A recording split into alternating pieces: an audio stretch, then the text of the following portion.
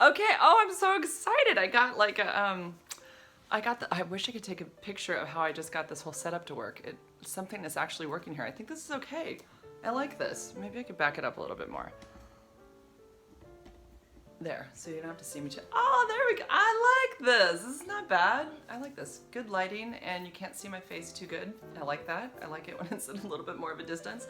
Okay, I have been very, very busy. I've been traveling like a lot, and it's just been a really busy 2 months. So I haven't done much on YouTube with regards to any of that because there's so much to put together, because there's so many different things that have been happening, and I just haven't had the time to sit and do them. So I'll just say really quick, in early August, I think it was August, it was a very last minute, like I found out the week before that I was going to be going to Amsterdam. Never been to Europe in my life. I went to the AIDS International Conference on a U=U scholarship, fully covered. It was an amazing 1 week there at the conference. So AIDS International happens once every 2 years, and it was in Amsterdam. This year, and in 2 years it's going to be in San Francisco. Okay, so I went and did that, and I'll do a separate video on that because I have so much like footage and different things to talk about while I was there. It was so fun.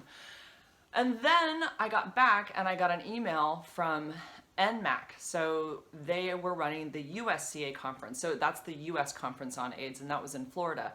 So as soon as I got back, I got an email from them saying, you won, or we accepted you for your scholarship. So I had applied like in June or something like that for a scholarship for that conference. I had no idea if I would get it or not.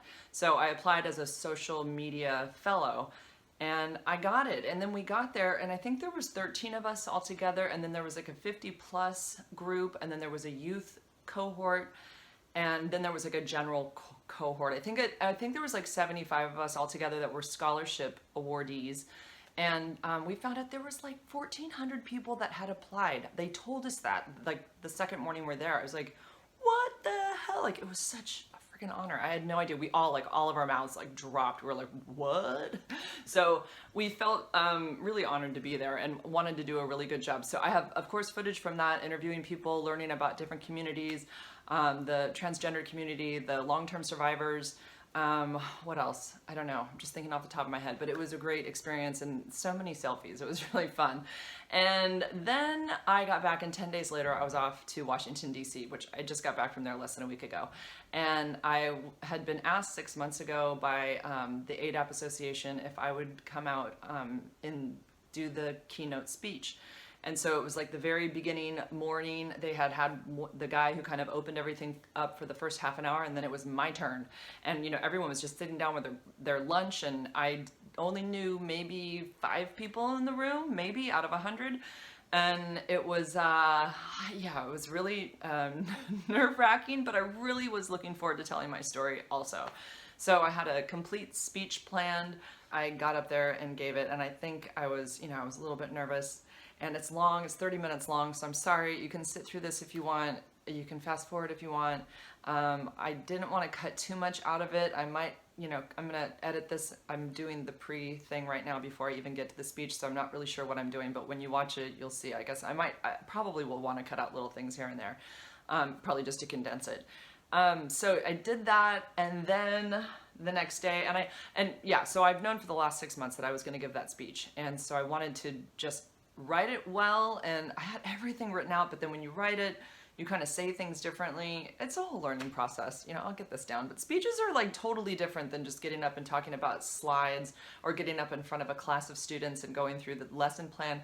So different. You've got to be like, it's almost like a comedy act in a way, but it's serious. It's like, it's got to make sense. You have to have feeling. You're almost like not acting, but I don't know. Anyways, it's okay. I mean, for me being as nervous as I was, I think it's okay. And then I was presented social media campaign of the year for my YouTube channel. That was the next night, and I was given this award, and I found out a month before I was going that I would be receiving this. This is just unreal to me. My station, my channel just hit 15,000 subscribers, and I still remember the day when I had 35 after my first week of putting my video out and wondering who these people are and what did they want from me. But I just continued with it, went with it, and here I am making YouTube videos. I don't know if I'm doing it well. I'm doing the best I know how. I'm doing whatever comes natural. So if there's anybody out there who wants to sponsor me or help me with this in any way financially, feel free to get a hold of me, because I'm just winging this all by myself.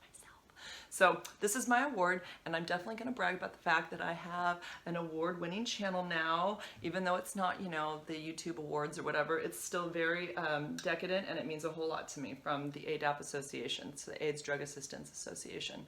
And the AAA stands for the ADAP Advocacy Association. So this is for me being an advocate. Definitely an advocate. So without further ado, this is fingerprints all over. I never know where to put this. I've got it on the side of my bed. I took it in my car today. I've had it in my bathroom on my, you know, while I take a bath. It's just really fun to look at it. And I will have those other videos eventually. It takes a lot to make these videos and put them all together and make them kind of like thoughtful, and the music and all that, so they're just time consuming, but I will have it out there. Thanks you guys for watching.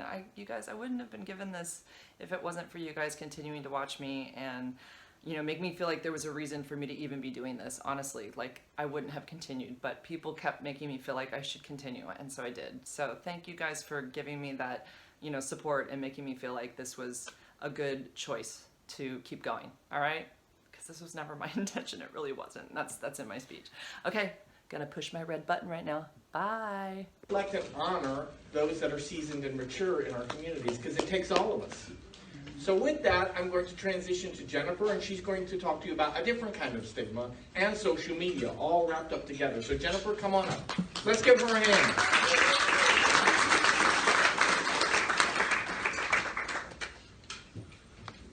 So Brandon sent me a message about 6 months ago, and at first I thought it was just an invitation to be here. By the way, hi, I'm Jennifer Vaughn.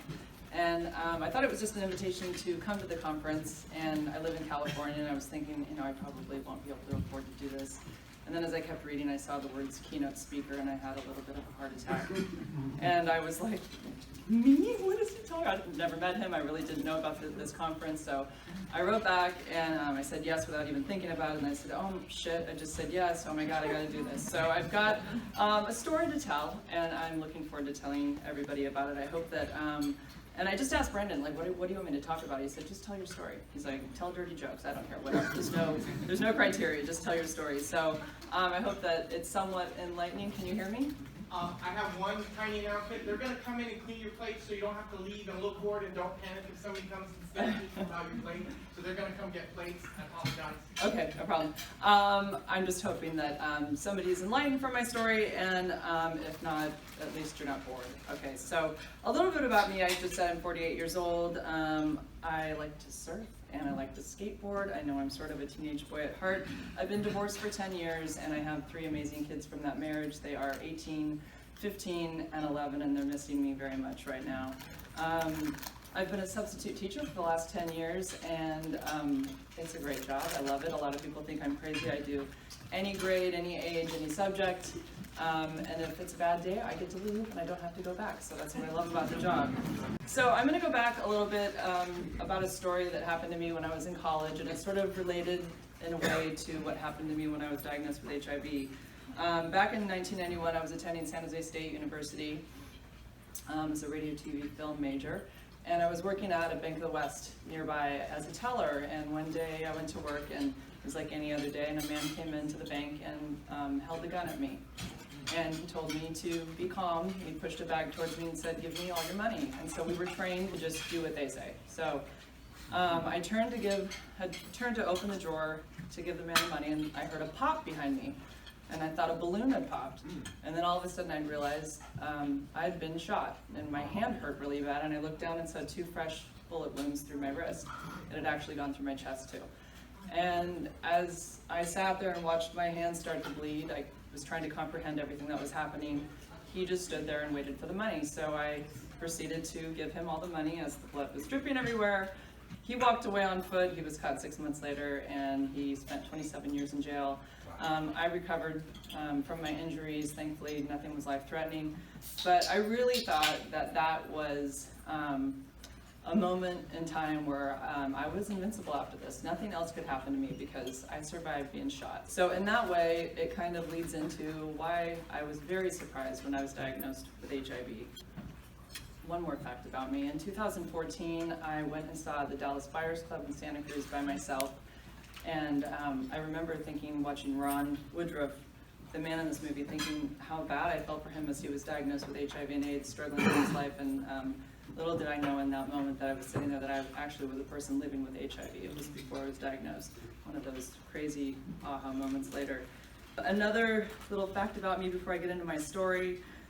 I've been collecting People magazines, just a few of them throughout my life, starting back in my teenage years, and I have Princess Diana's Wedding, I have The Shuttle Explosion, I have the Joshua Tree cover for U2, one of my favorite bands, Baby Jessica, who fell down the well, I don't know if you guys remember that one. I kept that for some reason, 9/11 of course, and Brian White. And I'd always hung on to that, and today, I never imagined this day that I'd be sitting here talking about HIV, having that magazine cover in my possession. Brian was just 1 year younger than me. I remember being so deeply touched by his story and his journey back in that day and how profound his impact was. Okay, now for my story. Going back about 2.5 years ago, it was February 2016, it was the day after Valentine's Day, and I had been getting progressively sick. It had been about 2 months of this virus that just was not getting any better. And I had all the classic symptoms, sore throats, body aches, weight loss, all of it. And I remember even going to work one day and I was doing a science class, 5th grade science class, and when the kids left, I have a prep period. I could sit there and just, get prepped for the next class or whatever. I remember actually laying down, it was like behind the teacher's, podium on this hard, cold, dirty science floor because I just couldn't stand up anymore. I was so exhausted. And I remember just laying there thinking, God, I hope nobody who comes in here and sees me laying on the dirty floor, but that's how bad I felt.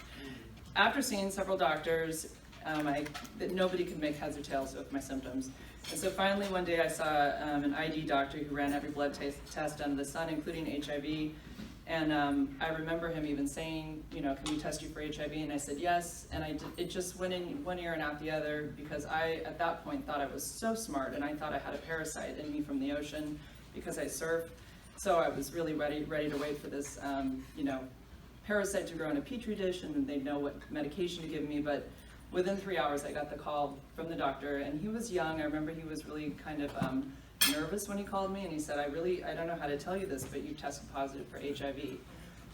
And I was already really sick, and I just remember hearing those words, and my boyfriend sat across from me and said, what is he saying? And I said, he says, tested positive for HIV. And then everything after that, I don't remember. It was just a complete blur. I feel like there was that life before and then the life after, and there was a definitive line. About a week after my diagnosis, my viral load came back at 507,000. My CD4 was 84, so it wasn't the best numbers, but I've seen worse than that for sure. And I had PCP pneumonia. So I was about a week after diagnosed with AIDS, so I had AIDS. It was just happening so fast, and all I could think of is what in the holy hell has just happened in my life. And I felt filthy and ashamed, and basically stripped of anything that felt wholesome. And I was a mother, and I was embarrassed that my private sex life was now affecting my entire family. And I tried to push that shame away because my health was really the most important thing at the time. But those feelings just lurked quietly in my brain constantly. I can only imagine what my family must have been thinking, that I must have done something really, really wrong to get this. My medical plan of action was to start my ARV after the pneumonia cleared up, but unfortunately my limited health insurance at the time played a role in delaying the correct treatment for PCP pneumonia. So for about 5 days, I was treating my HIV and pneumonia with Tylenol and ibuprofen around the clock. So it was bad. So I remember just being completely immobile. My oxygen level was low, and I just remember coughing, and I couldn't get enough air in. I honestly wondered if I was going to die in my sleep. The pain, I know many of you have probably felt this too. Your bones hurt, everything hurts. I could barely move. It's by far the sickest I've ever been in my entire life. I remember my heart racing at 100 beats per minute all day long, laying completely still. It's just your body trying to fight this virus. So that was terrifying. Finally, and then I remember this moment. I remember where I was in my room, and all of a sudden it just hit me, and I don't know why it hadn't before, but I just had this epiphany all of a sudden that I was connected now to this catastrophic event in history of what happened in the 80s and 90s. And when I was diagnosed, it was really just the shame and the stigma and getting better that filled my brain, but all of a sudden I realized I had this connection, and I just remembered all of those men that I saw in the news. All of those emaciated men, just 20 miles north of me in San Francisco. I was in Redwood City.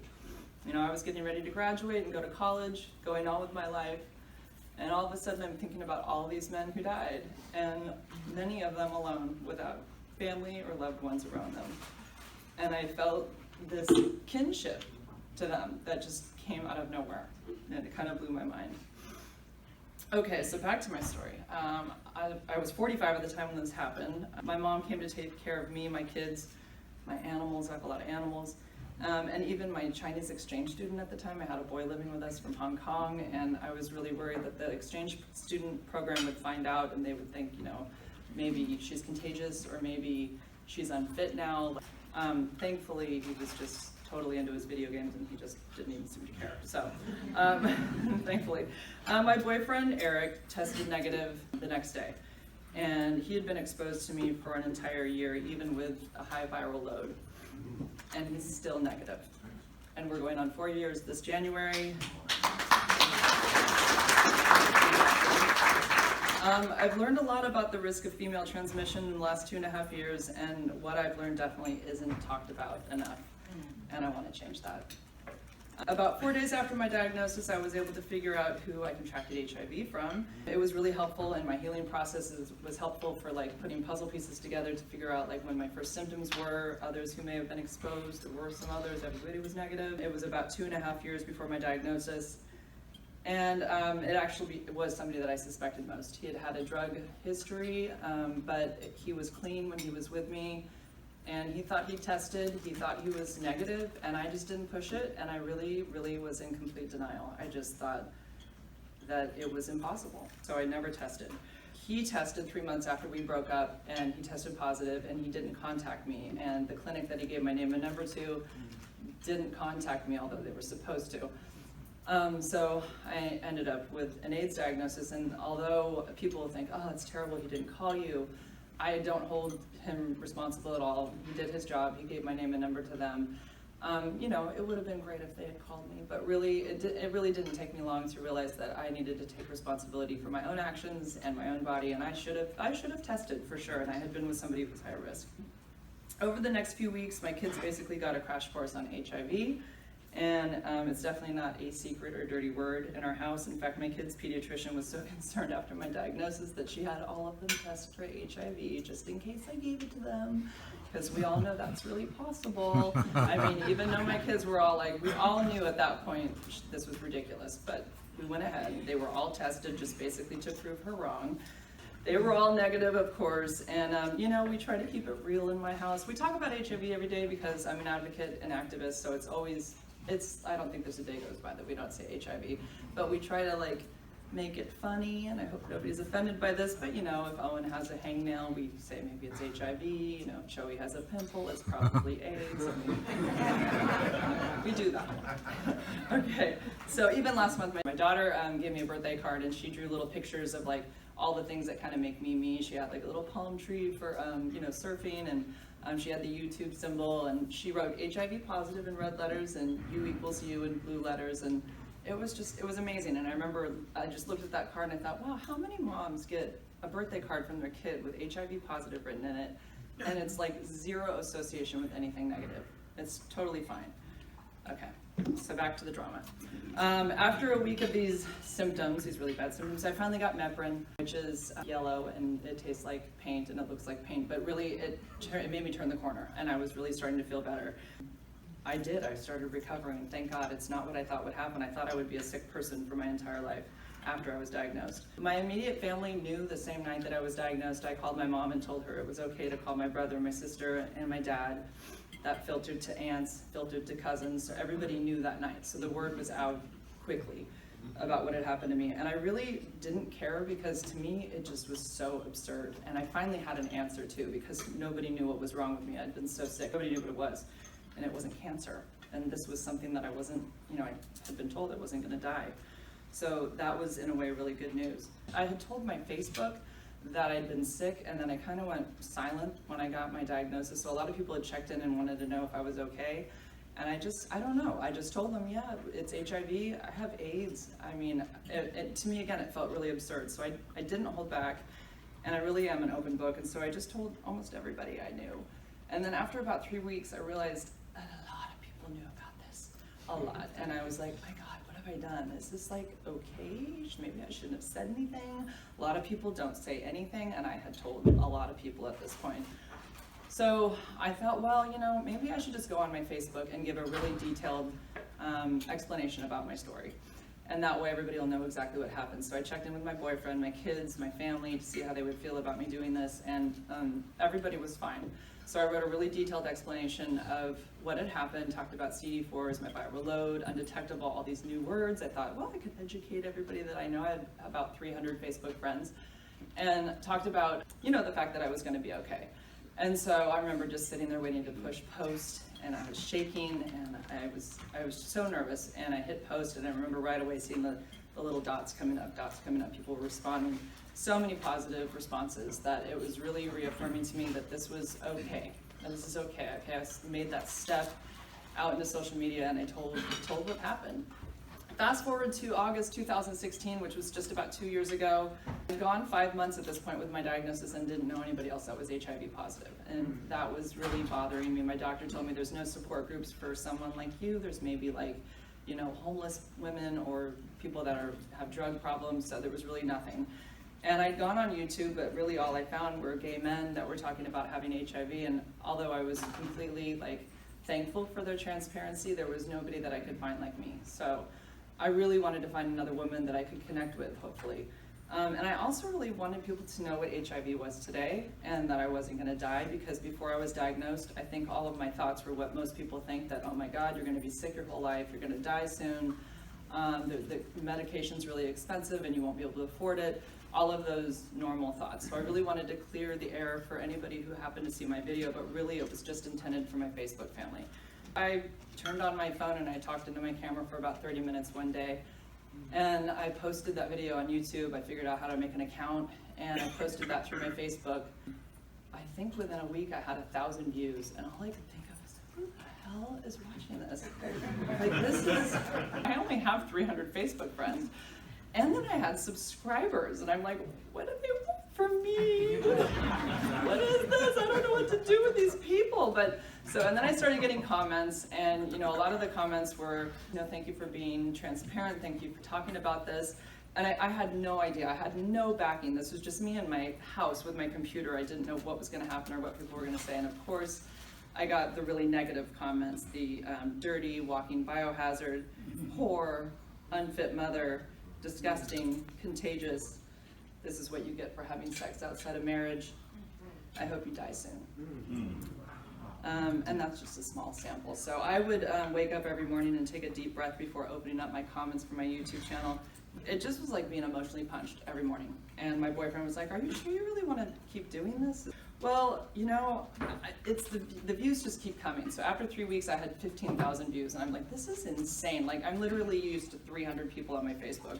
So I really wanted to see what would happen. So I just kept answering questions, doing follow-up videos, answering questions. But the main thing is that everybody wanted to know about symptoms. That was really the common thread is does this sound like HIV? So everybody would be sending me messages. Does this sound like it? They send me pictures. Don't send me your pictures. I'm not a doctor. I don't want to see the inside of your mouth. So yeah, I got a lot of that. And so I thought, I'm just gonna do a video about my symptoms. And I called it Jennifer's HIV/AIDS Story, my 16 HIV symptoms. That video is up to almost 900,000 views. And it's been my biggest video of all my videos. So I listed chronologically all my weird old symptoms for the last 2.5 years, and I had them all, written down, because I went back to every doctor's office and got them all. Oh, sorry about that. I got them all because I had a lot of really weird things happen. So I remember I had esophageal pain and a really horrible headache for 4 days, and that was my seroconverting. I figured out, okay, this is about when it started. And then everything went from there, and I had incurable yeast infections. I'd take diflucan for 2 weeks and nothing would change. It was still there. And I had sore throats that were never strep, sore throats all the time, never strep. An inflamed lymph node that a really well-known ENT in the area didn't diagnose. He said, it's probably nothing, it'll go away. I had a rash around my face that a dermatologist said, not that he's going to pick up on this, but he said, you're 45 and you're a female, it's just hormones. All these things added up to, my final AIDS diagnosis. I wanted to bring awareness to as many symptoms as possible, especially for women, because I think a lot of things they might not see that, so I just wanted to make sure I covered that for women. There's no doubt in my mind that there's something called HIV anxiety, and I think it's a really diagnosable condition. There's so much fear out there with symptoms, and I've really learned that through this video. But what I see most often is somehow they get past the fear by watching my video and get tested, and usually they find out, the majority of the time they find out they're negative and they can move on with their life. So about a month after my first video, my advocacy took a very personal turn. I was contacted by a woman in South Africa, and her name is Catherine. And I call her my first wife. Africa was just a place on a map to me, and it was just super unreal to think that my HIV/AIDS story video had made it to Africa, and that it was directly affecting someone in a very profound way. Catherine was in the hospital, and she had just been diagnosed with HIV and tuberculosis. And we wrote like crazy immediately, back and forth, talking about what had happened to us. It was really cathartic. I was better at that point and was able to share that with her, but I didn't have TB, so I didn't know how she was going to recover, hoping that she would have the same prognosis as I did. I would say that she is actually kicking ass today, and Catherine is the first HIV-positive woman to reach out to me, and I no longer felt alone. 2 weeks later, Kim from Los Angeles contacted me, same as Catherine. She was in the hospital very ill, very scared. She saw my video. And through her weakened state, she got a hold of me. We spoke over the phone for an hour and cried like babies. At the end of November, Brittany Ann Blakely from North Carolina, she had never watched YouTube before, but decided to because she was in the hospital suffering from HIV and AIDS, and she found my video. And she just decided to write a comment, never expecting to hear back from me. I did get back to her, but first I remember checking out her Facebook because I couldn't believe it. I looked at her picture. She looked like the all-American girl, cheerleader, Miss America, and all of a sudden I saw where her Facebook went completely radio silent, and I knew that's when it happened. That's when she spiraled out of control with her illness. In December, Ann Helen from Nairobi contacted me. She was a single mom with a beautiful little boy whose presence was the only reason she hadn't killed herself yet. We bonded over our lives as single moms and this virus that we both shared. I made her promise me to be strong and not let this virus win. By January 2017, I had 15 women who were in regular contact with me. And as much as I loved every single one of them individually, I was exhausted by having to have individual conversations with all of them. So I had this mulling around in my head, what if I just connect them all in some way in a private group? But I knew they were all very fiercely private about their status, and so I wasn't sure if they would be on board. So I talked to each of them individually. I said, how would you guys feel about being connected to a private Facebook group? And they all said yes. So one day, it was January of 2017, I hit the button and I connected them all. And they all started talking, and Brittany was talking to Catherine, and Catherine was talking to Kim, and Kim was talking to Sarah. And I fell to my knees in my kitchen, and I fell apart. And I was sobbing, and my boyfriend said, what's wrong? And I said, I can't even explain this, it's so huge. These women were all connected by this virus, and we're oceans and countries apart, and it doesn't matter, because we're all connected by one thing, and it was absolutely beautiful.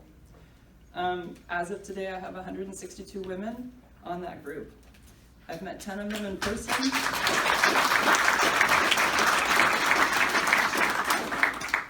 I didn't expect that. As of today, I've met 10 of them in person. Most recently, Sarah from Uganda at AIDS 2018 in Amsterdam. That was an amazing moment caught on film. The majority of my group are recently newly diagnosed. Some have even joined within 24 hours of their diagnosis. Another good chunk are women who have contacted me, but they've never known another HIV positive woman. They've gone their entire diagnosis in solitude, and it's not uncommon for that amount of time to be over 10 years. I think about those women as they join the group, and all of a sudden they're connected to over 160 HIV positive sisters, and how amazing that must feel. And I'm really proud of that. And of course, not all my connections were female. Many have been more gay men than I can count, several of whom have become very dear friends of mine. As my advocacy and activism grew, so did my knowledge of the community, and as I found that there were amazing long-term survivors, Tez Anderson right there, who have been fighting injustice and stigma for years and years before me, as well as PTSD from years of waiting for their death that never came. What an absolute honor to know these miracles who defied the odds and are still here to fight this fight. Now I need to talk about Bruce Richmond, Mr. U equals U. So I was connected with him about 4 months after my video came out, and we spoke by phone, and I remember him telling me about being undetectable and untransmittable, and that was the first time I'd ever heard that. It was 10 months into my diagnosis, and he was talking about this campaign. He was so excited about it. Can you be on board? We need you. We need your demographic. I was, yes, I want to do this, yes. And then I went and talked to my doctor, and I got a very different reaction. And she said that this was very dangerous, and it's not great information. Not everybody's like you. Not everybody's going to adhere to the medication. And I sat there and I thought, wow, why did I think that I could participate in this? I'm so stupid. I shouldn't have been thinking that I could be part of this big, great movement. So I backed out, and it really bothered me. For about 3 months straight, I thought about this, that I had not gone forward with Bruce, and I was starting to see it come out on social media, and I was not in it, and I wanted to be, because I knew people with HIV needed this information. And I started to have a platform, and here I wasn't talking about it. So I did. I decided, and I swear, I said, fuck it. So I went full force into U equals U. Well, I wouldn't say full force. I was a little timid at first and just doing, hey, this is me in my shirt, because I didn't know what the reaction was going to be, and I didn't know what I was going to have to defend, and I didn't have all the real scientific statistics yet. Bruce was really happy to have me back, and I was really glad that he was so understanding. That was great. And I've had so many amazing experiences just because of the U equals U campaign. I went to AIDS International as a U equals U scholar, and it was my first time to Europe. I've never been to anywhere in Europe. It was like, Amsterdam's like utopia. And everybody was tall like me. It was really nice. The cars are really small. It's really clean. Everybody dresses super nice. It's like a Gap ad everywhere I went. But it was an amazing experience, and I had to learn how to do live interviewing, which was a lot harder than I thought it would be. It was a little scary, but I got through it. And if it wasn't for social media and my video, none of this would have happened. It's just a huge full circle. It's crazy, and this was never my intention when I put out that video. It was really to try to find another woman like me. So wrapping it up, about 10 days ago, I attended USCA in Florida as a social media fellow for NMAC. And one of the greatest moments, I think, was actually getting to know my cohort. Her name was Alexis White, and we had just kind of been giving each other's names before we went there. And I looked her up, and she was transgendered. She does the diva dancing, singing, and we couldn't be more different. And I'm like, she is gonna hate me. I'm like, oh my God, she's gonna hate me. And ironically, when we got there, we met, and we really hit it off, and we had this conversation, and she thought that I wasn't gonna like her, and I thought she wasn't gonna like me. We actually bonded really well, and I learned so much about her community and so much about her. So it was all these preconceived notions that just went right out the window. So yeah, my hopes for the future are to continue to be a voice for HIV in whatever capacity comes my way. And just as long as the virus is here, I want to keep talking about it and fighting stigma. My channel just hit 15,000 subscribers about a week ago. And yeah, thank you. And I have nearly 3 million watched minutes on all my videos. I upload content daily through my Instagram stories. I'm constantly filming myself. My kids can't stand it. And I just want to show my life, because showing my life as a normal person, all right, I've got 5 minutes left. It just helps people see that I'm okay, and this is okay. I sometimes show myself taking my pill. My life with my kids. Sometimes I'll film myself while I'm working on the sub. The kids love that, although I can't show them. I talk about my opinions and complaints about stuff, and I show my skateboarding. Sometimes it's facts about, just HIV and U equals U. I think it's really effective. So most of my posts that I share are on YouTube, but I had one on Twitter that did really well. It was a picture of me and my boyfriend. We were in North Carolina on vacation last year. I just took a picture of us. It was just for us. It was a selfie of us kissing. And I thought, I'm gonna turn that into something. So I put HIV positive above my head and HIV negative on his neck, and I said, and we kiss a lot, it's fabulous. And that I put up on Twitter, and it had 1,100 retweets, and I don't know about you, but normally when I do, and Twitter's new for me, I maybe get 3 or 4 retweets on stuff. This had 1,100. I don't know why, but it just went crazy. My phone was just and it had about 2,500 likes. But the most impressive number, I think, was that it had 404,000 impressions in 4 days. It just shows the power of social media is crazy. And I know that's not like millions, but you know, like celebrities get, but I just think I'm just this mom from California and I don't have an agent. And I just got 404,000 people to look at a picture of me and my boyfriend. I mean, how does that happen?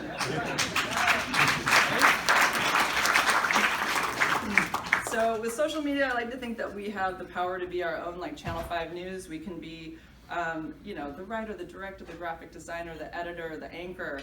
And we can do this any time of the day, as many times of the day as we want. We don't have to check in with the network. We can just do whatever we want. And it's free, and it's global, and it's powerful. I still feel like we are in the early stages of social media. I feel like, you know, when you think about it, social media is probably, to the extent that it is today, it's less than 10 years old. I mean, we were not doing this even 10 years ago, what's happening now. I mean, I'm not talking about MySpace, but I mean, like, seriously, we haven't, the amount that we have right now, it's not what we were even doing 10 years ago. I feel like there's still a lot of uncharted territory, and I feel like if you have the power to save a life instantaneous through a post, it's just something pretty damn special. So I know this about this instantaneous messaging because I hear about it every day through my Facebook, Twitter, Instagram, and YouTube. I'm thanked all the time for being transparent, and about a month ago, a man who follows me on Instagram sent me a video looking out his 3-story apartment window. Down to the ground, and he said that a year ago that day he had been diagnosed and he was going to jump to his death, but that he saw my video on YouTube and he changed his mind. So he told me that I changed his life, and you know, I don't even know how to wrap my brain around that. It's so deep and personal, but it continuously reaffirms how social media really makes a difference. The "you saved my life" comment, or "you made me think so differently about HIV" comment is something I see all the time. And it's not because I'm Tony Robbins, it's because social media exists, and something as simple as me telling my story and my truth has reached the most populated and desolated areas of the world, and has given someone hope when they thought there was none. That's powerful. Thank you.